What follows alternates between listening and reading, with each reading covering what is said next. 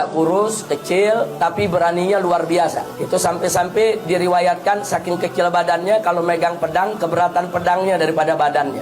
Jadi kalau megang tombak, keseloyongan, tombaknya lebih berat dari dia punya badan. Nah, artinya diceritakan begitu menunjukkan badannya memang kecil ya ikhwan. Tapi nyalinya luar biasa, keberaniannya luar biasa ya ikhwan.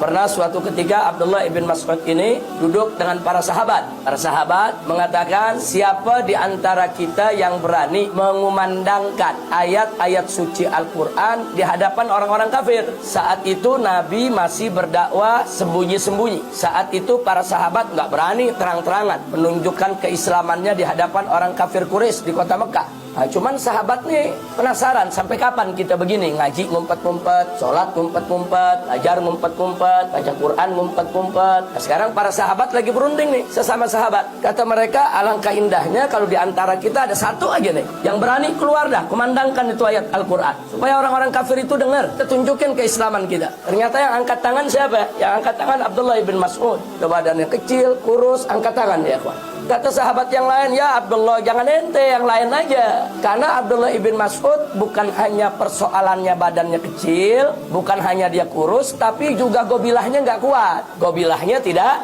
kuat. Kalau Bani Hashim itu kuat, Bani Muthalib itu kuat. Jadi pengen nih yang gobilahnya agak kuat. Nah, paling tidak tuh ada tangan-tangan yang bisa melindungi. Abdullah ibn Mas'ud nggak peduli, nggak. Anda berani untuk menyampaikan itu. Singkat cerita, Abdullah ibn Mas'ud keluar dari majelis, datang ke depan Ka'bah, orang-orang kafir lagi kumpul di situ ya kawan. Pentolan-pentolannya, ada Abu Lahab, ada Abu Jahal, kumpul semua.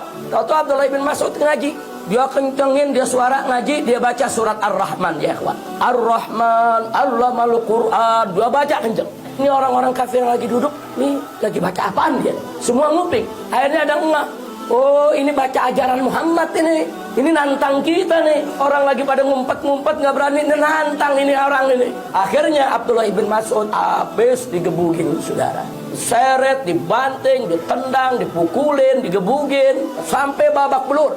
Darah berkucur-kucur, babak belur dan pingsan. Nah, kemudian begitu pingsan ditinggal sama orang-orang kafir. Kemudian sahabat-sahabat yang lain datang membantu untuk ngegotong daripada Abdullah ibn Mas'ud. Digotong, dibawa lagi, ngumpet-ngumpet dibawa ke majelis. Begitu Abdullah ibn Mas'ud sadar, apa kata para sahabat? Kami bilang apa? Jangan kamu ya Abdullah, kamu bandel sih, udah badan kecil, nyari gara-gara sendiri.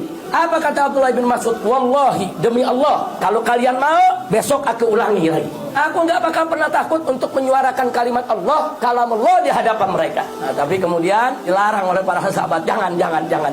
Kemudian begitu lapor ke Nabi, Nabi pun juga melarang, jangan dilanjutkan, cukup sekali. Tapi perbuatan Abdullah ibn Mas'ud dipuji oleh Nabi ya ikhwan. Nabi puji keberaniannya, Nabi puji apa yang dilakukannya. Cuman mau diulangi Nabi nggak kasih, jangan. Sebab memang Abdullah ibn Mas'ud ini badannya kecil ya ikhwan, khawatir dia tidak mampu nanti menanggung siksaan yang akan diberikan oleh orang-orang kafir Quraisy.